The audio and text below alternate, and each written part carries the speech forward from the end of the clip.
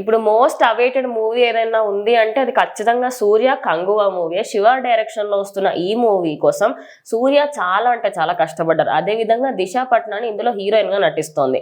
గత కొద్ది సంవత్సరాలుగా దిశకి అదే విధంగా సూర్యకి ఎక్కువగా హిట్స్ అయితే లేవు అని అనుకోవచ్చు. దిశకి అయితే చాలా తక్కువ ఉన్నాయి. మరి ఈ సినిమాతోని ఖచ్చితంగా హిట్ కొట్టాలని అయితే ఆలోచిస్తున్నారు. 38 లాంగ్వేజెస్లలో అయితే ఈ సినిమా పాన్ ఇండియా లెవెల్లో రిలీజ్ కాబోతుంది. సో నీ ఒపీనియన్ ఏంటి? అసలు ఈ సినిమా పైన అంటే హిట్ అయ్యే ఛాన్సెస్ ఉన్నాయా, లేకపోతే ఎలా ఉంటుంది టాప్? పక్కా 100% హిట్ అవుతుంది. ఎందుకంటే అంటే ఆ హీరో ఈ హీరో ఫ్యాన్స్ అని కాకుండా ప్రతి ఒక్క హీరో ఫ్యాన్ కూడా సూర్య అంటే ఇష్టపడతారు. ఆయన చేసే సినిమాలు అట్లా ఉంటాయి. అంటే ఎవ్వరు కూడా ఈ హీరో చేసిన క్యారెక్టర్ అని కాకుండా ఖచ్చితంగా ఆయన చేసే క్యారెక్టర్ కి ఒక డిఫరెంట్ లుక్ ఉంటది. సో ఈ సినిమాలో కూడా ఇంతవరకు ఎవ్వరు కూడా టచ్ చేయని జోన్ లా ఈ సినిమా తీస్తారు. సో ఖచ్చితంగా హిట్ అవుతుంది. కంగువా అంటే పేరింటనే మనందరూ కూడా ఒక డిఫరెంట్ ఏముండబోతుందని ఆతుత అందరికి కదులుతుంది. సో అది కూడా 100 కోట్ల బడ్జెట్ తో సినిమా నిర్మించారు. అదే విధంగా తమిళ్ నుంచి ఒక పాన్ ఇండియా లెవెల్లో ఫస్ట్ సినిమా అనుకోవచ్చు. సో సూర్య చేస్తున్న ఈ సినిమా దీనికన్నా ముందు వచ్చినా కూడా సూర్యకి అయితే ఇది ఫస్ట్ పాన్ ఇండియా మూవీ అనుకోవచ్చు. బికాస్ ఆయనకి ఇప్పటికి ఏ పాన్ ఇండియా మూవీ చేయలేదు.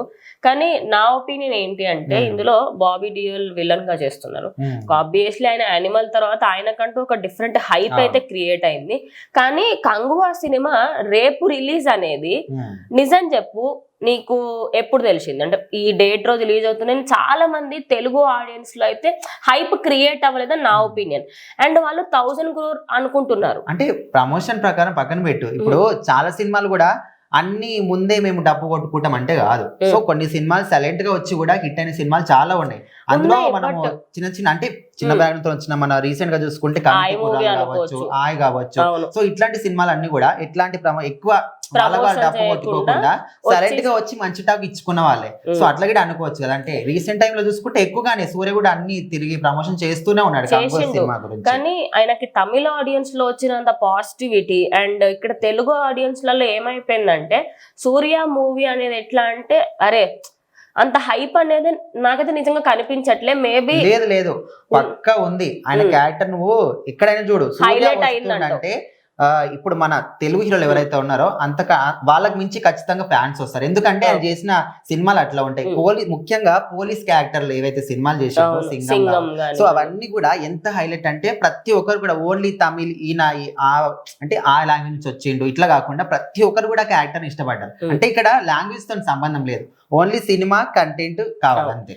అండ్ సెన్సార్ బోర్డు కూడా ఈ సినిమాని యాక్చువల్లీ ఒక పాజిటివ్ జానరానే ఇవ్వడం జరిగింది. ఏంటంటే ఇది ఒక హిస్టారిక్ అని అలాగే పీరియాడిక్ టైప్ లో ఒక పాత కాలంలో జరిగిన ఒక యుద్ధాలకు సంబంధించి అదే విధంగా అక్కడ ఒక సిచ్యువేషన్ ఎదురైతే అది ఎలా ఉంటది, అక్కడ ఏరియాలోని ప్రజలు ఎలా ఫైట్ చేస్తారు, ఎలా తిరగబడతారు అనేది ఒక డిఫరెంట్ జానరా. అండ్ అదే విధంగా తెలుగు ఆడియన్స్ కి నచ్చే టాపిక్ అనే చెప్పొచ్చు.